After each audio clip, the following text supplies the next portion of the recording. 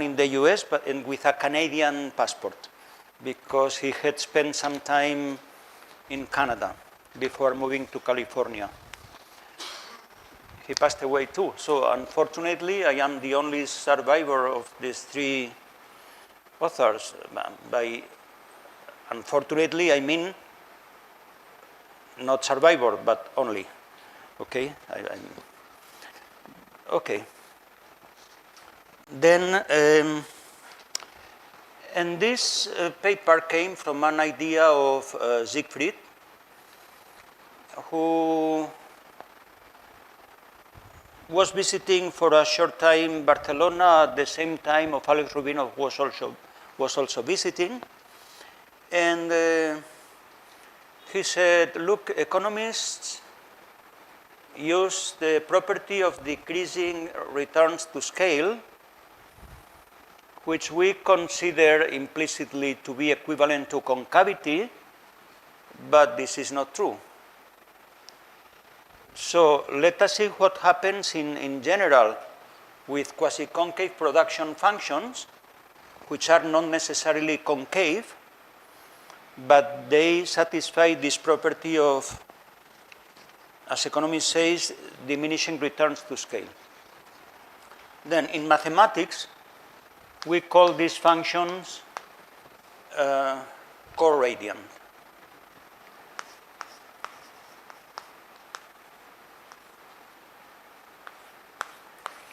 This is going to be a production function. We are going to interpret it as a production function, but for convenience, I allow it to take any extended real valued value. So we say that f is corradian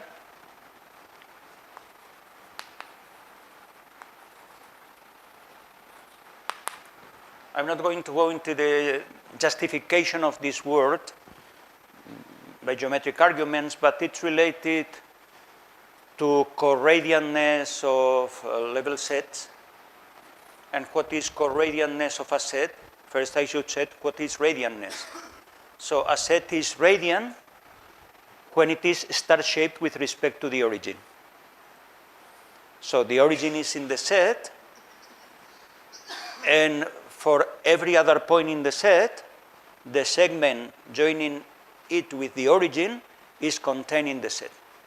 So this is star-shapedness with respect to the origin, and it's called radiantness. So corradianness is being the complement of a radiant set.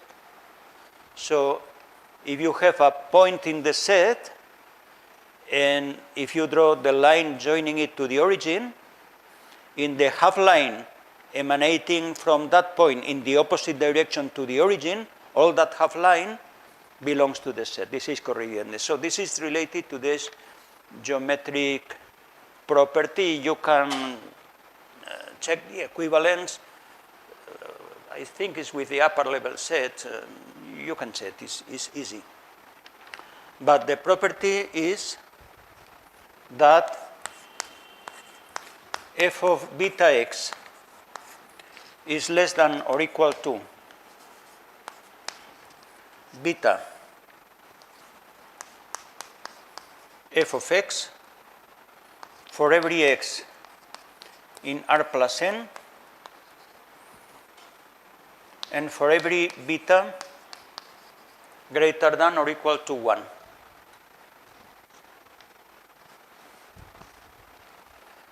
So, interpreting f as a production function, this means if you multiply your input vector with beta, so you increase, then the output you produce increases less than proportionally. Okay? You double your input, but the output is less than twice the output you produced before doubling. And this is what economists call the property of decreasing returns to scale. Decreasing returns to scale.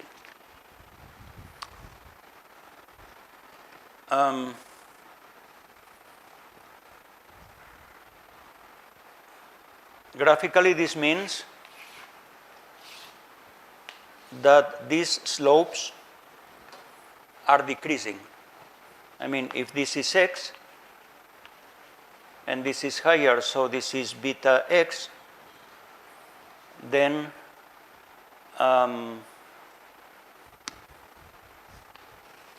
this would be,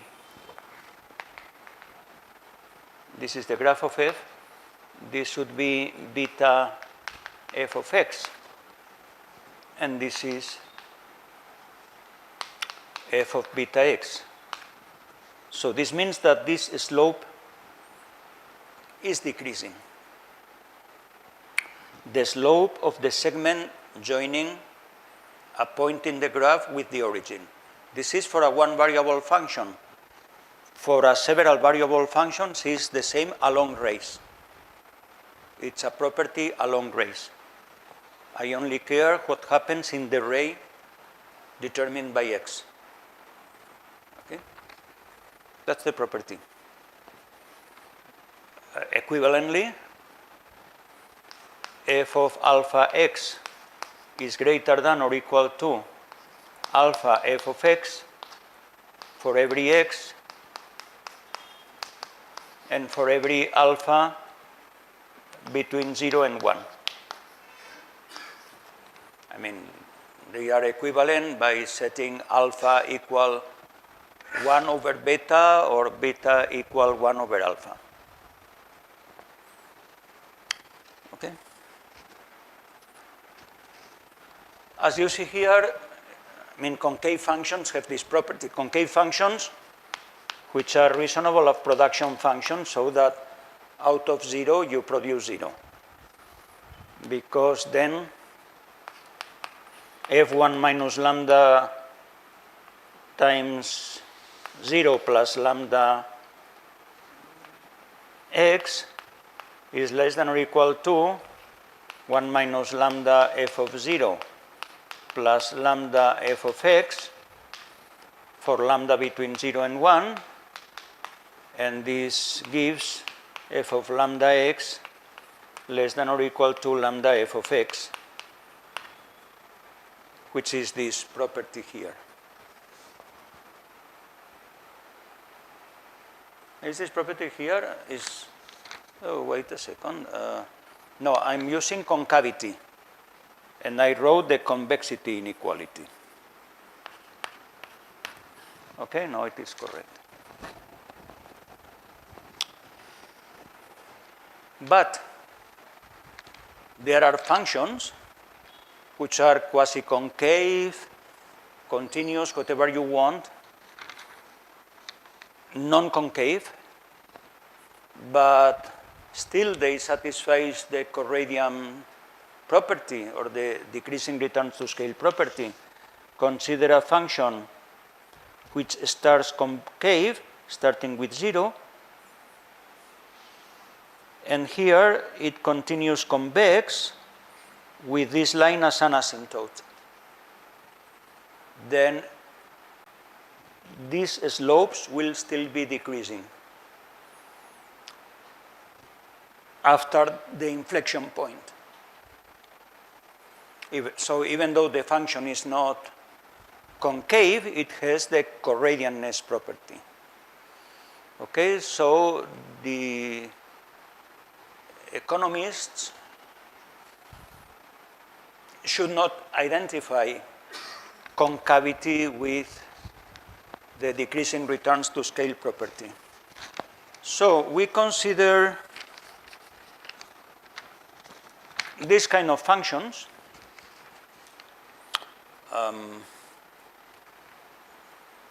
they enjoy nice properties.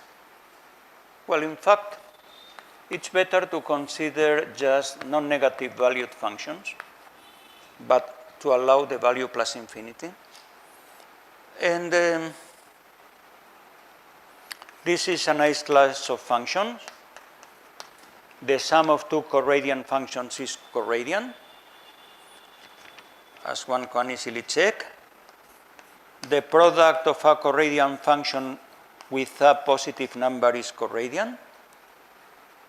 The limit of a sequence of corradian functions is corradian. The infimum of a collection of corradian functions is corradian, and the supremum of a collection of corradian functions is corradian. So the family of corradian functions has a very rich structure. Let us first see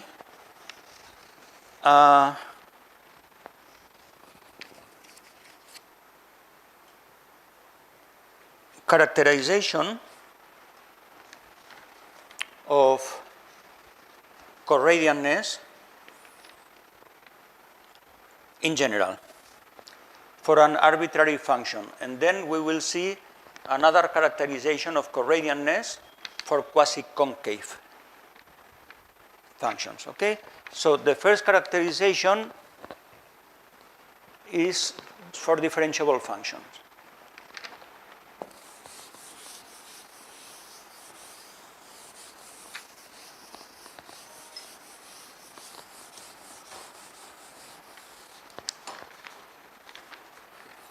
So you have the following proposition.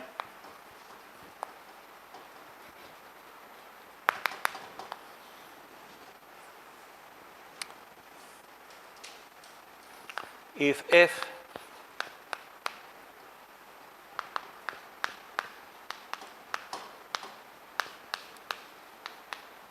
finite valued is differentiable, finite valued and with non-negative values, as production functions are, is differentiable on r plus plus n and continues on r plus n, then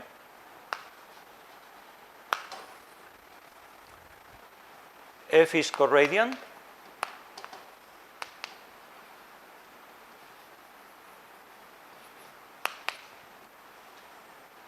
if and only if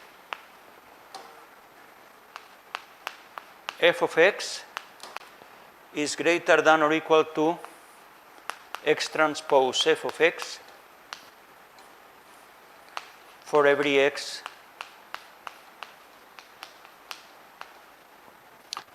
gradient of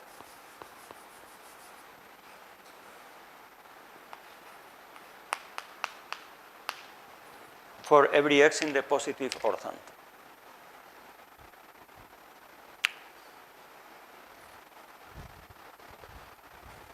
First order characterization of corradianness. Very easy to obtain. In fact, I will prove that this function, under this assumption that this function is corradian on the positive orthant, and by continuity the results extends to the whole non-negative orthant. Okay? And the proof is very short. Is consider given x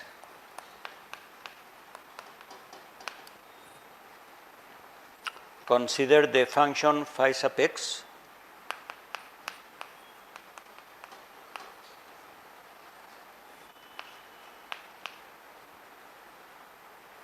no n defined by phi x of t equal to f of tx divided by t.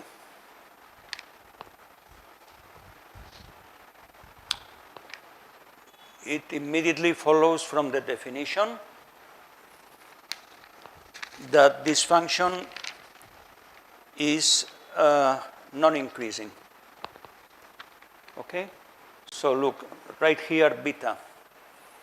F of beta x divided by beta, which is the value of that function at beta, is less than or equal to the value at 1, and beta is greater. Okay, I'm comparing beta with 1, but I could compare beta with any other thing by very elementary operations. So the point is that F is corradiant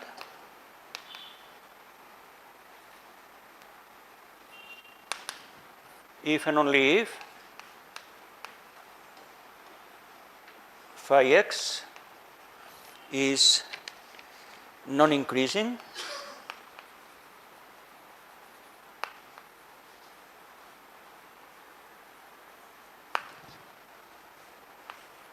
for every x in the positive orthon.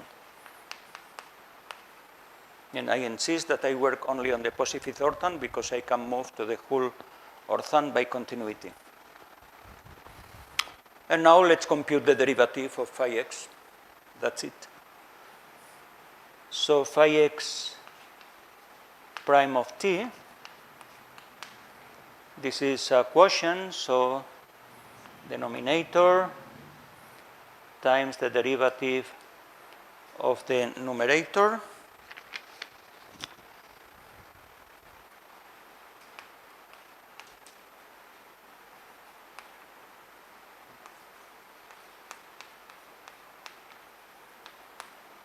minus f of tx times the derivative of the denominator, which is 1, and this is divided by t squared.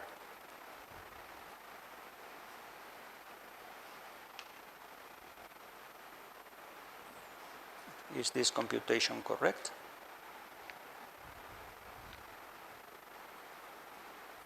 Seems so. Is this?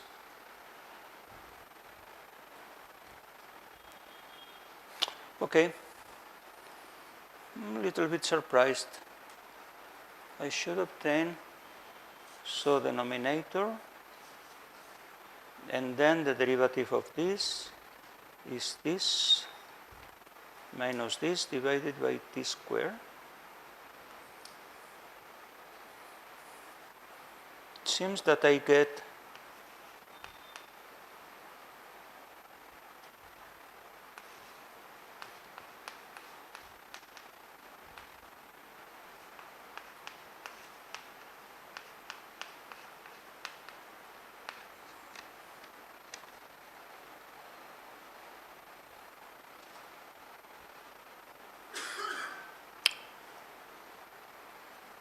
well, if f is corradiant,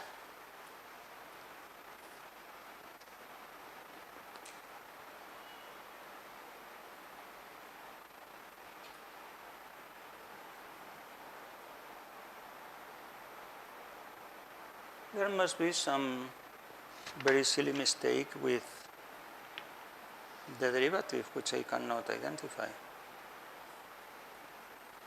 Is the derivative correct? Denominator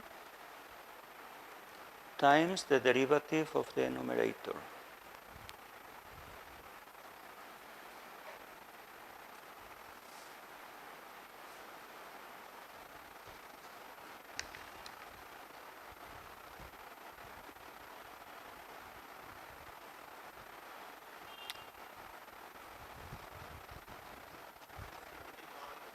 Sorry?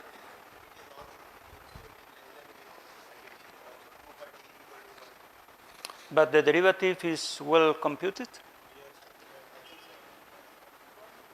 Hmm?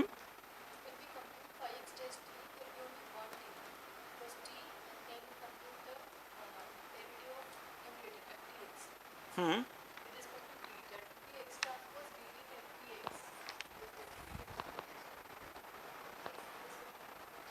So it's not correct? So I'm thinking,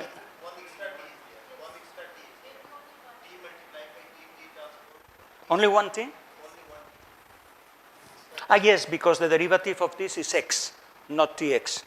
Sorry, this was the mistake. Thank you. I knew that there would be some mistake. Okay. And now there is no problem. Thank you very much. Then that's it, no? Because If f is corradiant, associate this t with x, then the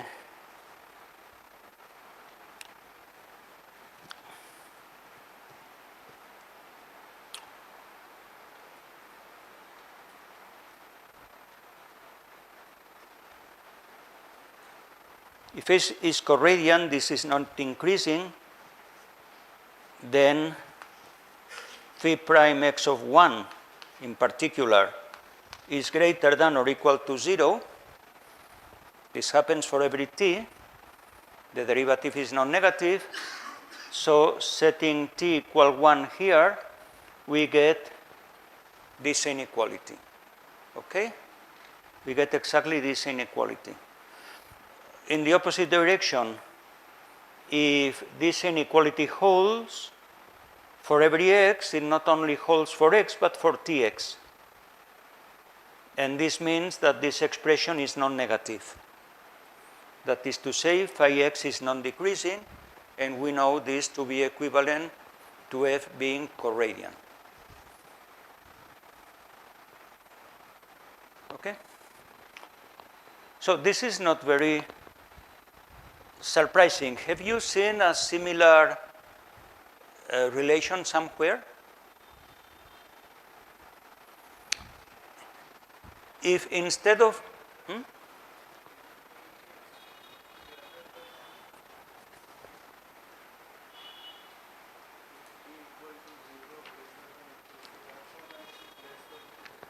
oh yes, but I think it's here is non-decreasing.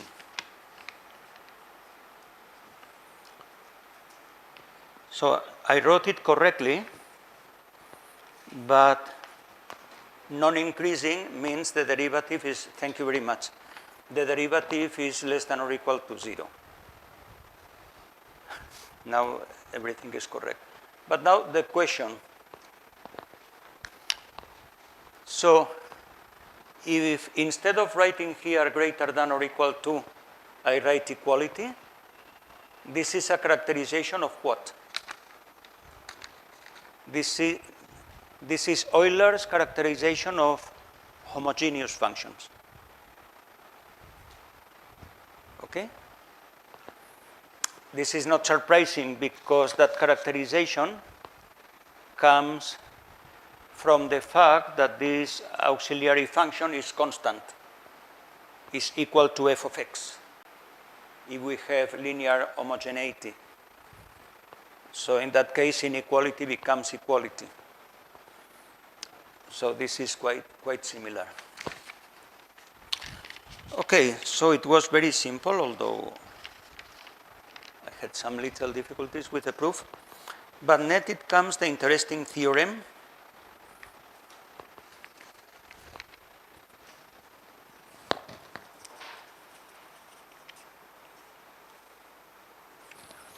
Which is the last theorem I am going to prove in this course, but not the last theorem I'm going to state.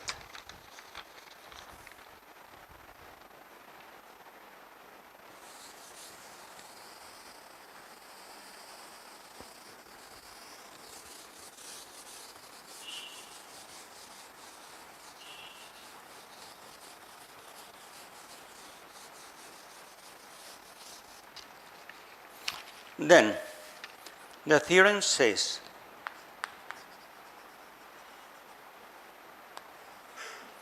if f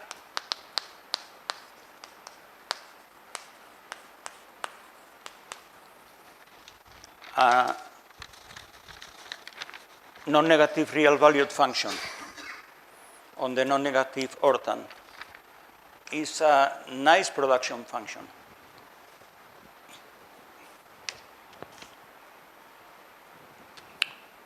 so it is quasi-concave,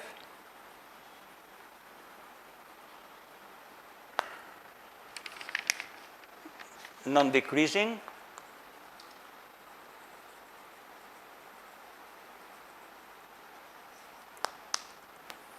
upper semi-continuous. These are the nice properties for a quasi-concave, for a production function, right? So now, on top of these properties, I add corradiantness. Is all these things in corradiant?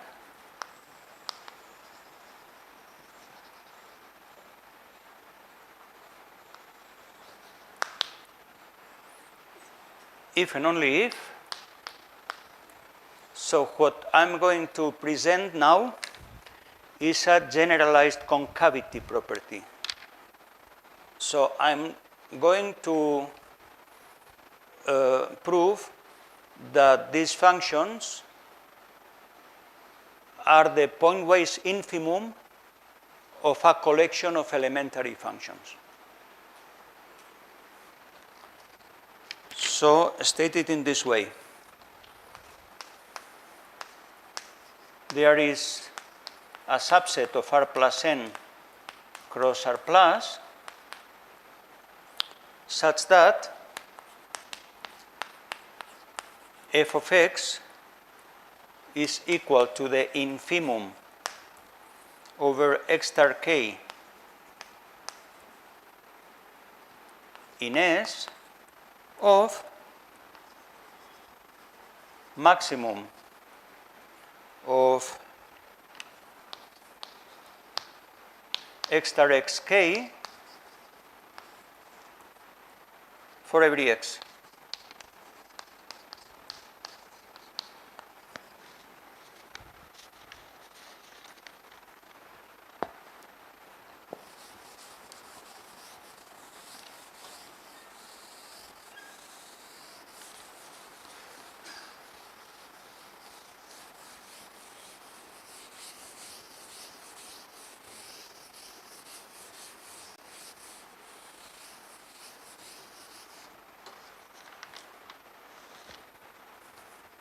So look at the function with this structure. The maximum between a linear function with non-negative slope, because x star is in R plus n, and a non-negative constant. Okay, it's a constant. So in one variable, you have a function with non-negative slope, you have a non-negative constant, and you take the max between them. It is it has all these properties, it's immediate, but also look at the slopes. Here the slope of the segment joining a point in the graph with the origin is decreasing, and it continues being decreasing from this point on because it becomes constant. Okay. But look in general. This function, every individual function, so we are saying that f can be expressed as the pointwise infimum of a collection of functions of this type. But how are these functions? Each individual function of this type is quasi-concave, because look at the upper level sets. If the level is smaller than k, then the upper level set is the whole space, because the maximum is at least k, which is higher than the level. But if the level is higher than k, then the maximum being above that level means this is above that level, and this defines a half space, a closed half space. So again, a closed convex set. So this is quasi-concave. Clearly non-decreasing, because this is non-decreasing because x star is non-negative. Taking the maximum with a constant does not destroy non-decreasingness. For upper semi-continuity, you can use the same argument as to prove quasi-concavity. The upper level sets are either the whole space which is closed or a closed half space which is closed. So it's upper semi-continuous. And corradiant. What happens if I multiply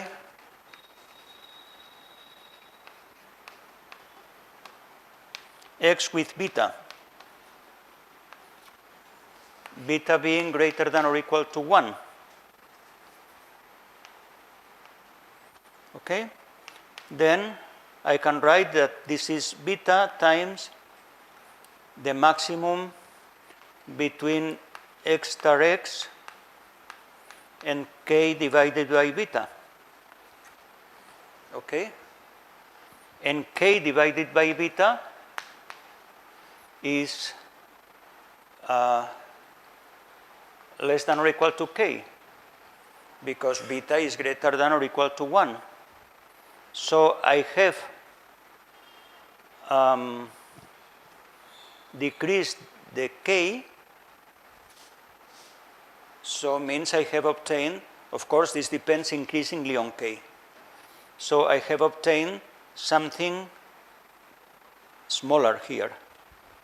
So this is less than beta times the maximum between x star x and k. Do you agree? I mean, beta, beta, and when k over beta is replaced with k, I am increasing. So the value of this particular function, how you want to call it, g, at beta x is less than or equal to beta times the same function at k, at x. And this is the corradianness property. Is this clear? So, I have found, I am considering a class of what we can say elementary functions having all these properties. And I'm going to prove that by taking pointwise infimum, I generate the class of all functions with these properties. Then, of course, of the two implications, the one which is an easy exercise is from right to left, because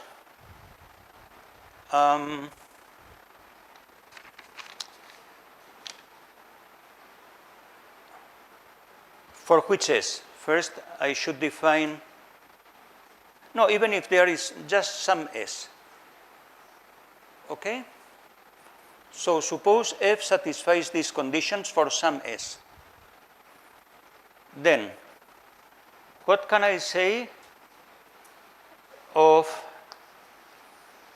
one function of this type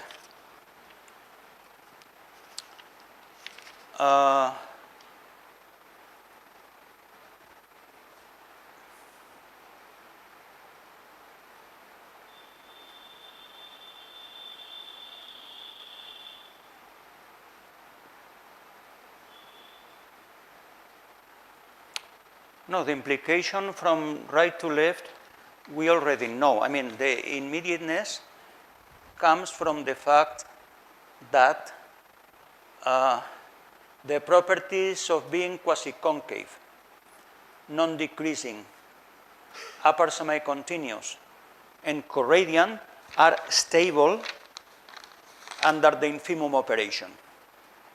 So infimum of quasi-concave is quasi-concave. Infimum of non-decreasing is etc.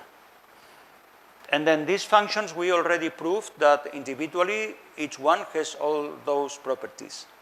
So the infimum of this collection of functions has all those properties. And the infimum, we are assuming it's f of x. So it's immediate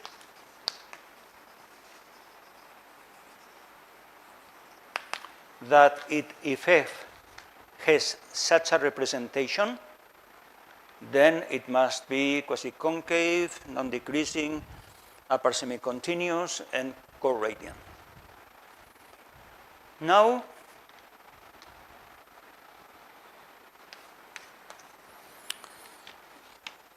we have to work much more for the converse, because we have to produce S.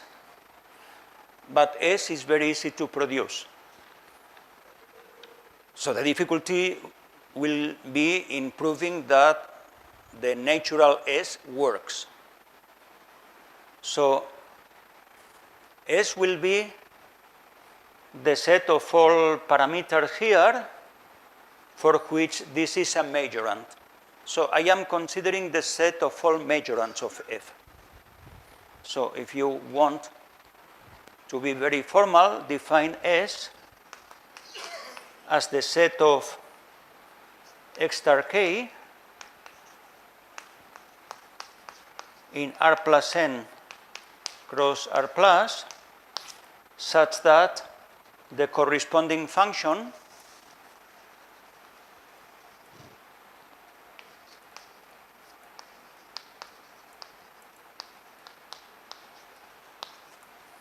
is a majorant of f of x. So this is a way of saying that I am considering all majorants of this particular type of f. And I am going to prove that f is the infimum of all of its majorants of this type. Okay? And then what is immediate is this inequality.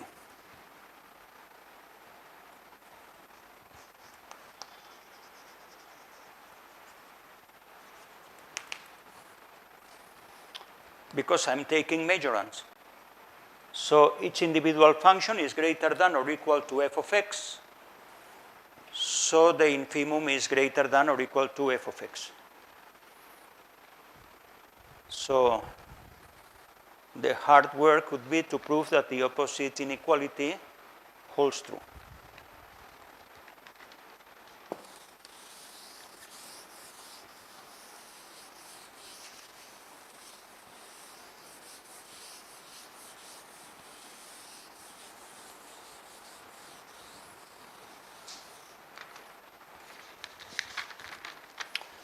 So to prove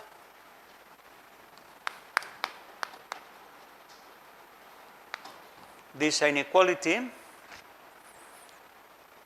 I consider, I will proceed as I have done already many times. I consider K to be any number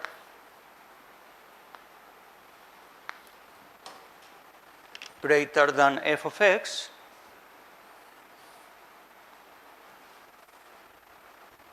then I will prove that the right-hand side is smaller than k.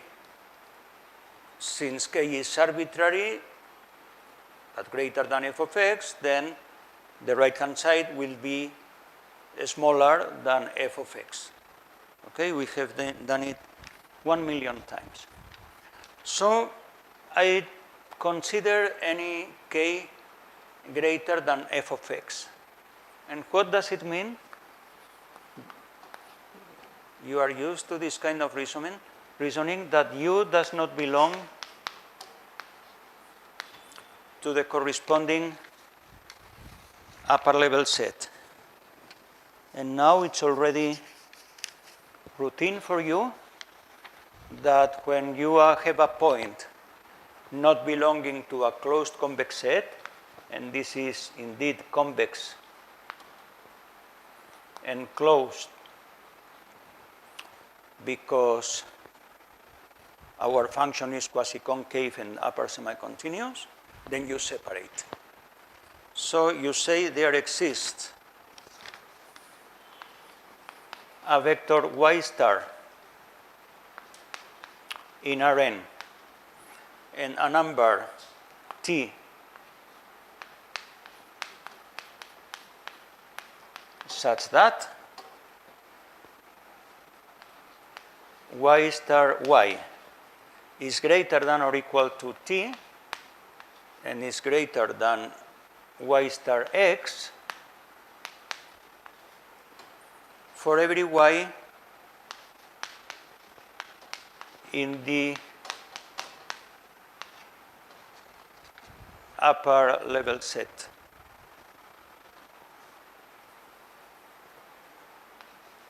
So there is a half space containing the upper level set, and the point which is not in the upper level set is not in the half space. The hyperplane separates. Now, as we have already done once, there is, I can move t a little bit to the right. I mean, make it a little bit smaller, but still greater than y star x, and then, because I have decreased t, these inequalities are satisfied strictly. So I can, nothing happens if I can write here y star. Now, and notice that this is non-negative, because everything there, no, don't notice that it is non-negative yet. And because we don't know anything about y star, but we will know very soon. So y star may have negative components in principle, but two cases. Suppose that this upper level set is empty. Then there is no condition on this side, because there is no y in the upper level set. So the only condition we are requesting is this inequality. So you are, x is just one vector, so you are free to choose whatever y star you like, compute y star x, and take t a higher number. And that's it. So y star is the vector you like. And then you like it non-negative, if this is empty. And if this is non-empty, you can pick a point here, and using this point, use a classical argument saying that you can move in a non-negative direction without leaving the upper level set, because f is non-decreasing, and this implies that y star is non-negative. So either it must be non-negative if this is non-empty, or you can choose it non-negative if this is empty. In any case, do you agree that I can consider that y star is non-negative? In fact, it must be non-negative unless this level set is empty. And now I can say that this is non-negative, so t is strictly positive. And then, similarly to what we did once, I can normalize by dividing by t. Okay? So I take x star y equals, let me change a little bit the notation.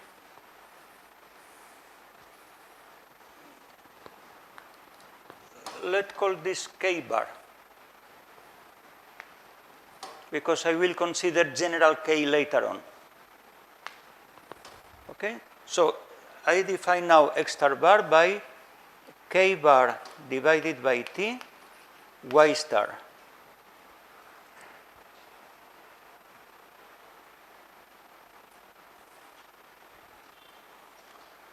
F of x is non-negative, so k bar is strictly positive, t is strictly positive, y star is non-negative, so our vector is non-negative. Then suppose I mean, let y be in R plus n.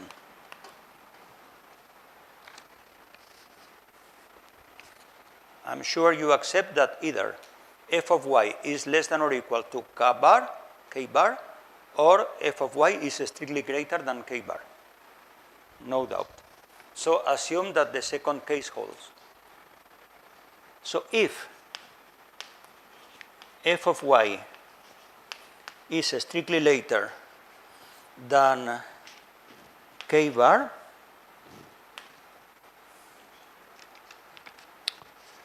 then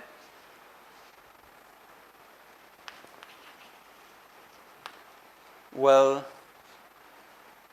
y is in this upper level set, so we have y star y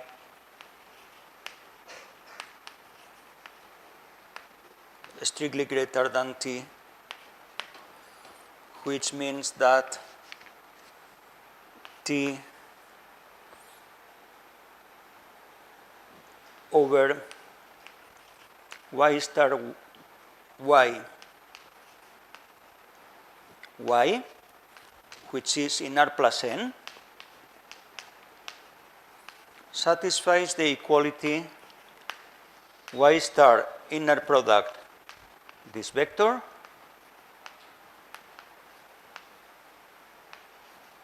is equal to t. Is equal to t. So it does not satisfy this strict inequality, so it cannot be in this upper level set. So this point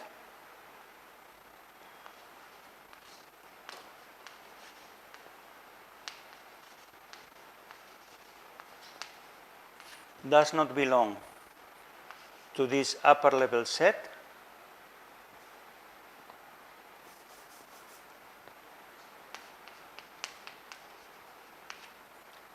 that is to say, f of this point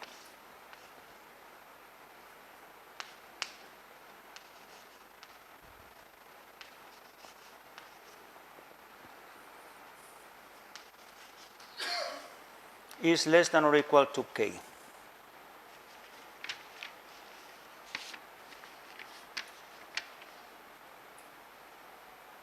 Is strictly less than k bar. This is k bar, this is k bar. Being in the upper level set means the value greater than or equal to k bar, and not being there then means strictly less. But it is time to apply. So for the time being, we only used quasi-concavity and approximate continuity to separate. And well, we also use non-decreasingness to say that y star is non-negative, but we have not used the Corredian property so far. So it's time to do it. So what do you know about this coefficient? T divided by y star y is less than 1. Okay, then this should be greater than or equal to t over y star y times f of y.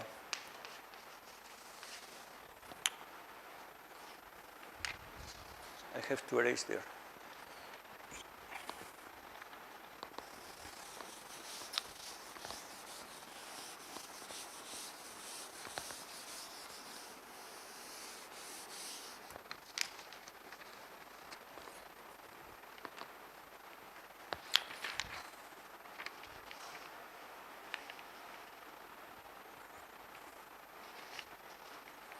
So what I have obtained is that f of y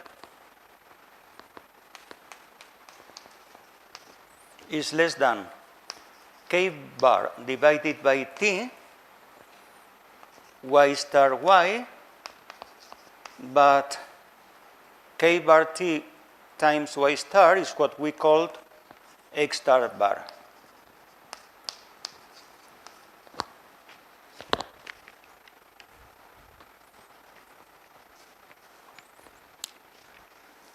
What is the conclusion?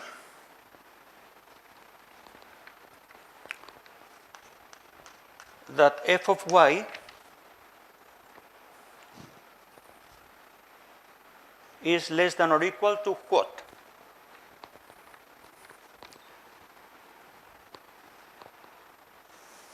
It is either less than or equal to k bar or greater than k bar.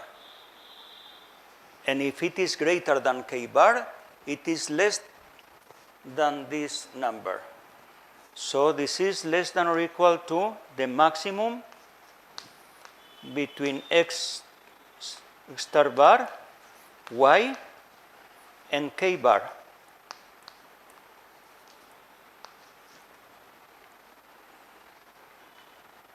I repeat, saying that something is less than or equal to the maximum between two numbers means that it is less than or equal to one of the two.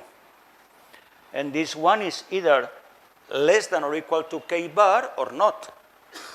If not, if it is greater than k bar, then we have proved that it is smaller than the first. So it is less than or equal to the maximum of the two. And this has been done for every y.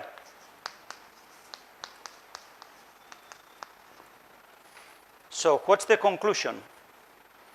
That we have got a majorant of the type we like for our function. Or with the notation we have introduced, that the pair x star bar, k bar belongs to S, because S is the set of parameters corresponding to majorants, elementary majorants of our functions. And now we are almost done, because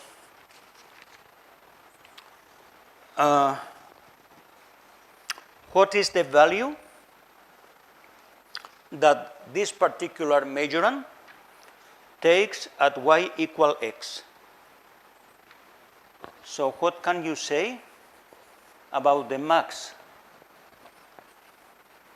of x star x, x star bar x, and k bar?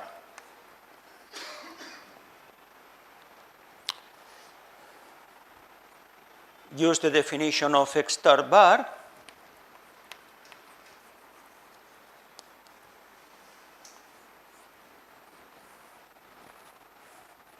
K bar over T.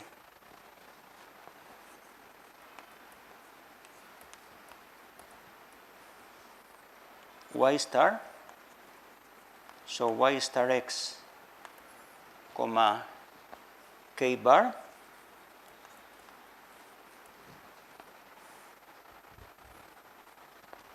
K bar is positive. So this is k bar times the max between y star x divided by t and 1.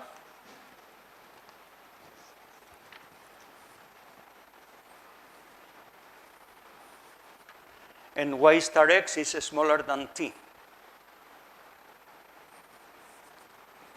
So this ratio is smaller than 1.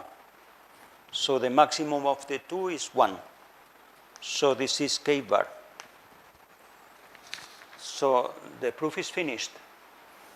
I mean, if you want full details, I have to write one extra line.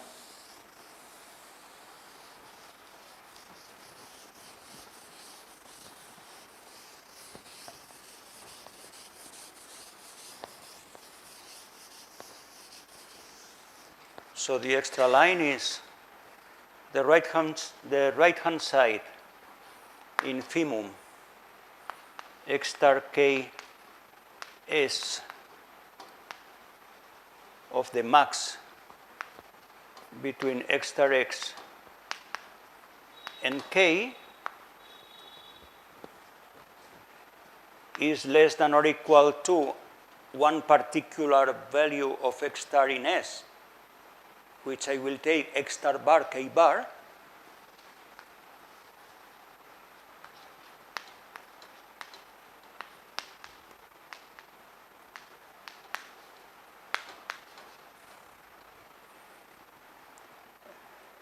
And we know this to be equal to k bar.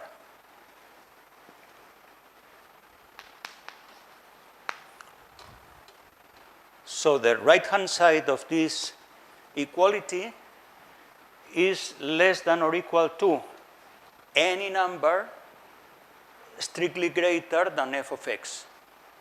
So this right-hand side is less than or equal to f of x. And hence we have equality. That's the end of all the proofs. I have made many in this course. But as I said, not the last theorem. I will tell you something very interesting and very surprising, which when we found it.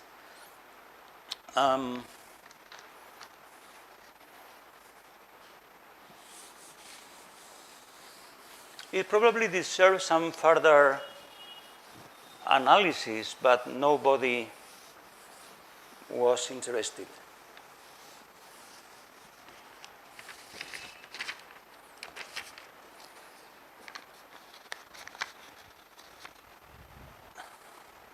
So suppose we have a production function that for convenience I'm going to assume that it may take the value plus infinity. It may take, it's not obliged to take, but it may take. Then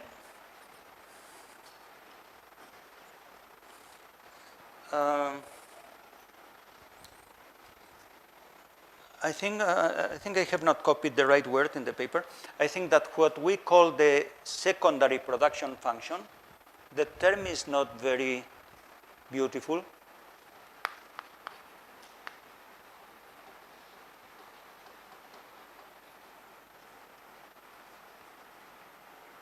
Or the secondary dual function. I don't remember. I wrote here dual, but maybe I miscopied.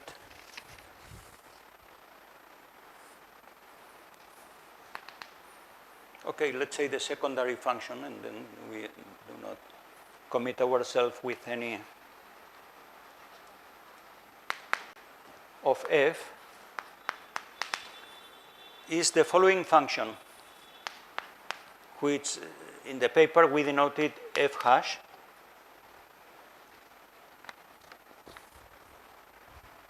Very strange function, but it appeared naturally when dealing with all these things.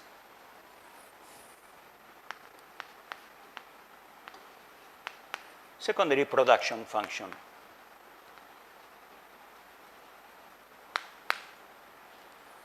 But dual would also make sense. From r plus union plus infinity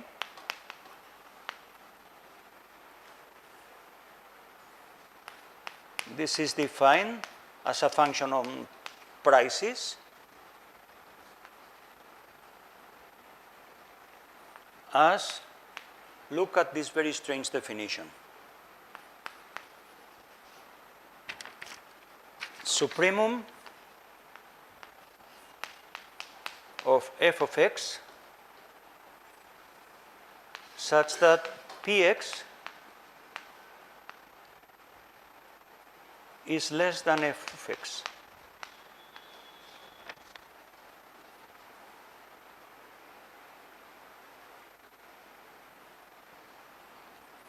It appeared naturally from mathematical considerations.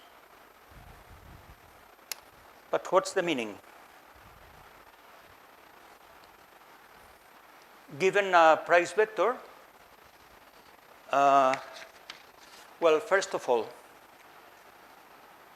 a production function is something producing a given amount of output.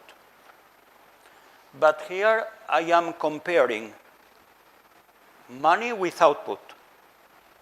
So I assume that the output is money. I mean, the output is not money, but then I will sell the output and I will obtain money. So f of x is directly the money obtained by selling the output. The price of the output is given. Okay? Then, so I am a producer, and if I have in my factory a certain amount of inputs, I may choose between using them to produce, or if I am lazy and don't want to produce, go to the market and sell them. Okay? Somebody else will do whatever. Then I get this money. If it's better for me to produce rather than selling, then that's okay, and then I consider this possibility. And then among all these input vectors for which producing is worth, I am looking for the one that maximizes the amount of money I can get. Okay, but this is a very strange problem, among other things, because this is a strict inequality. So this means if I have equality here, I, as a producer, should be indifferent between selling or producing. But then, as I said, I am lazy, so I decide to sell, so that f of x would not enter in this maximization problem. This is a very unconventional optimization problem, but it appeared. Why? Because it is related to this covariantness property. So the last theorem in this course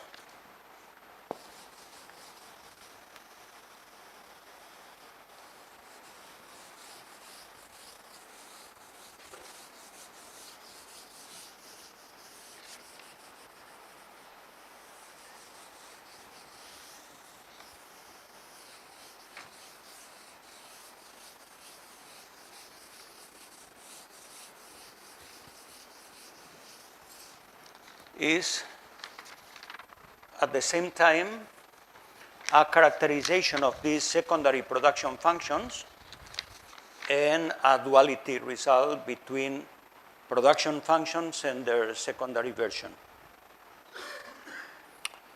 So it says, and the proof is not short, but it uses the previous result. But it's not a direct consequence of the previous result. The previous result plays a crucial role, but it's not just an immediate corollary. So let capital phi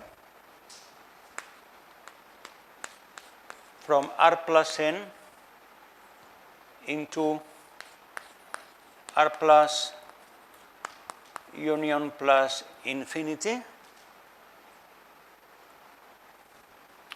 then it is a secondary production function. That is to say, there exists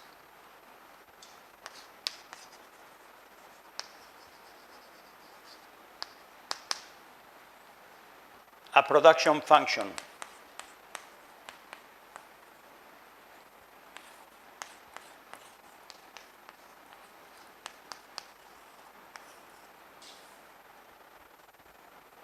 such that the associated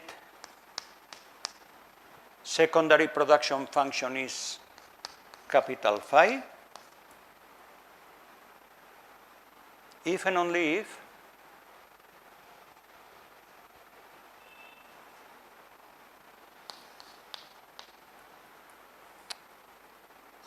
this phi is quasi-convex,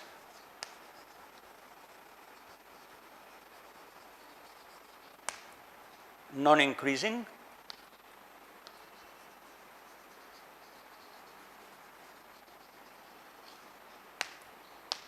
and lower semi-continuous.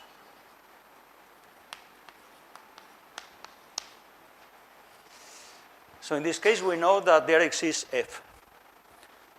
But as usual, F is not unique. But you can take F to be regular. So in this case,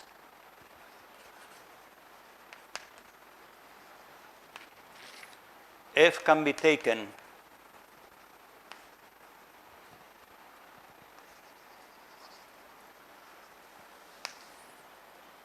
quasi-concave,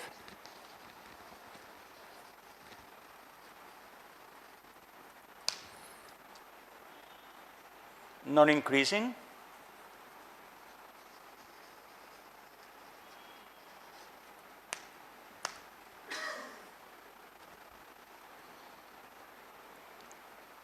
upper semi-continuous, the typical regularity assumptions on a production function, and corradian.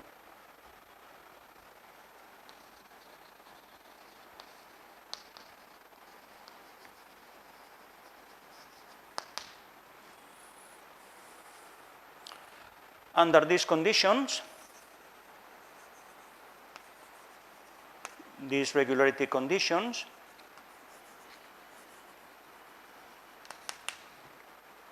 F is unique. So there are in general infinitely many F producing the same F dash, F hash, but only one which is regular and corradian.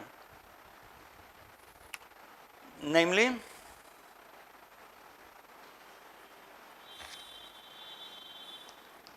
F is the largest function, let's say the largest G, such that G hash is phi.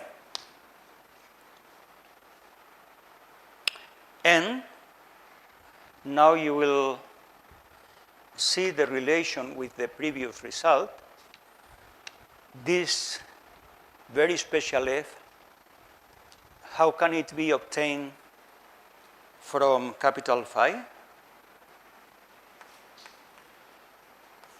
F of x is equal to the infimum over P in R plus N of the maximum between Px and capital phi of P. Now you see the minorans, you see the expression. So you see the relation with the previous result. So now is the real end of the course.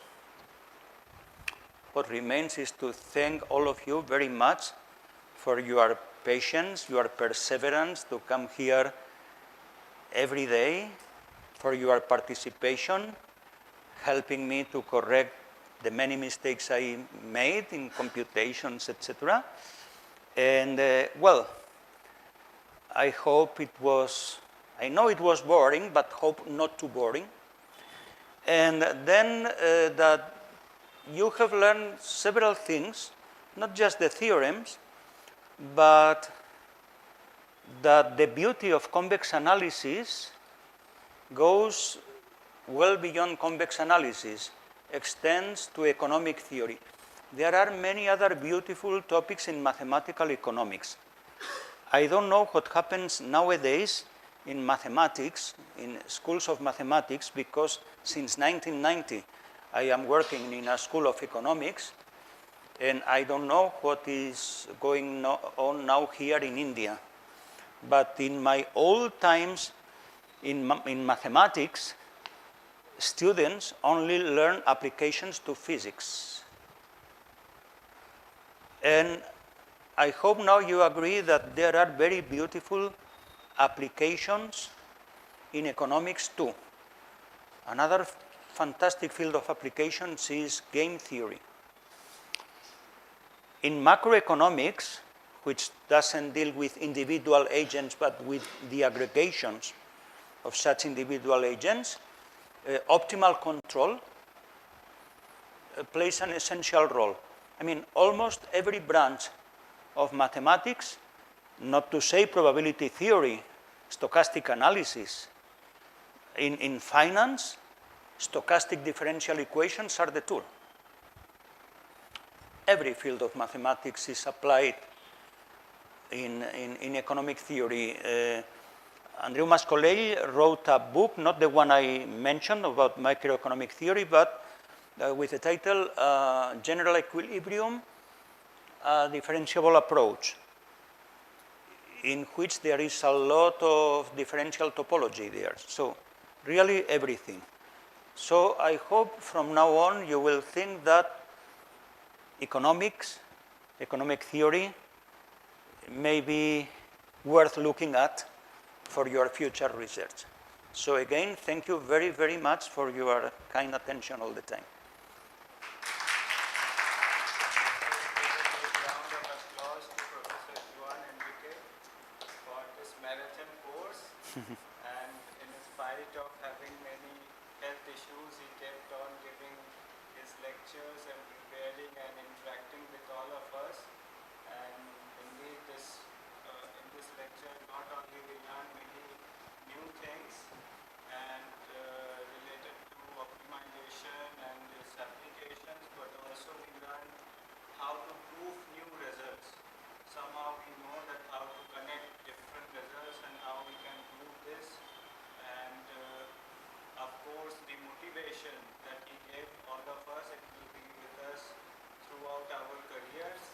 And from now onwards, I think, in one of his lectures, he told that he was attending a lecture of Seibel, and then he was not able to understand a few things, and then he told that it is the time to understand it. So it's about, if you are ready to understand anything, if you give your 200%, then you will be able to understand many concepts of mathematics. It's all about giving time to it. So again, thank you, Professor Juan Enrique, for accepting our request to give this course in India, and for, of course, 10 days. It's a long duration, but we are really grateful to you. I'm very grateful to you for the invitation. I have enjoyed a lot. Let me make probably a rectification to what you said about Seibel. You probably mean an anecdote I told you once, that it was in 1999 at a generalized convexity conference in Samos. I presented a paper which I considered it to be very difficult to present because it was with ugly formulas, etc. But I made a big effort to make a clear presentation, and I thought I succeeded. So I went to Siegfried to ask him, what do you think? I was expecting to be praised by him. You did great. But he was not very enthusiastic. He said, no, it was okay, but look, I had a colleague or a professor who said, every presentation should consist of 3 parts. This is what you meant? The first part should be understood by everybody, even those who don't make any effort to understand. Second part, only for those who make an effort. And third part, by nobody, even those who make an effort. But okay, I understand his point, because if they understand everything you say, they may think that it is trivial. They don't appreciate your effort to make things clear. They say, okay, he's telling trivial things. But okay, I prefer the risk of being considered to be doing trivial things, it may be true after all, than not being understood. So if you don't understand me, it's not because I try not to be understood, because I'm not enough to express myself more clearly. Because what do we do mathematics? There are many possible motivations, but my motivation is to enjoy. And the best enjoyment is to communicate. So I want to communicate. So for this reason, I have always sometimes not been very careful, and I had some bad experiences when sharing my work before being published. I have one bad experience on one occasion, but okay, then I don't want to keep it for myself. If I don't communicate, I don't enjoy it. Okay, that was a comment about what Shaibel said. But we all witness the efforts you have given to make it understood, and I think all of us enjoyed a lot, Thank you. and that is the essence of the course. Thank you so much. Thank you, Vivek.